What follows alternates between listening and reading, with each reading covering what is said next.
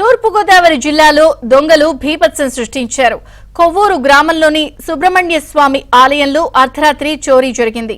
ఇద్దరు దొంగలు తాళాలు పగలగొట్టి గుడిలోకి ప్రవేశించారు. ఆలయంలో ఉన్న హుండీని ఎత్తుకెళ్లారు. ఉదయం పూజా కార్యక్రమాలు నిర్వహించేందుకు ఆలయానికి వచ్చిన పూజారి హుండీని ఎత్తుకెళ్లినట్లు గుర్తించి పోలీసులకు సమాచారం అందించారు. దొంగలు హుండీని తీసుకెళ్తున్న దృశ్యాలు సీసీటీవీ కెమెరాలో రికార్డయ్యాయి.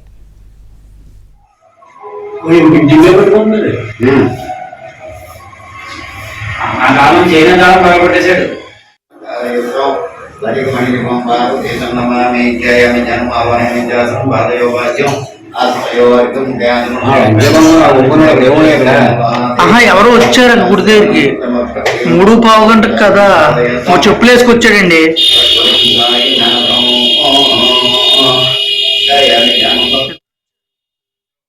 సుబ్రహ్మణ్యేశ్వర స్వామి వారి దేవస్థానం.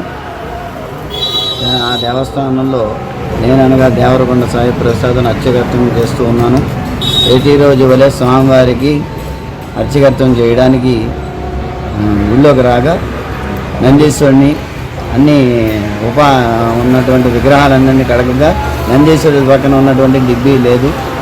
ఏంటంటే డబ్బీ లేదని నేను ఐడెంటిఫై చేసేటప్పుడు దక్షిణం వైపు ఉన్నటువంటి ద్వారం ద్వారా తాళం పగల కొట్టేసేసి చేసినట్టున్నారు. ఈ డిబ్బీ బయట ఆ చెట్ల కింద ఉంది. నేను చూసి వెంటనే ఆఫీసర్ గారికి జవానికి మా సార్కి తెలియపరచడం జరిగింది.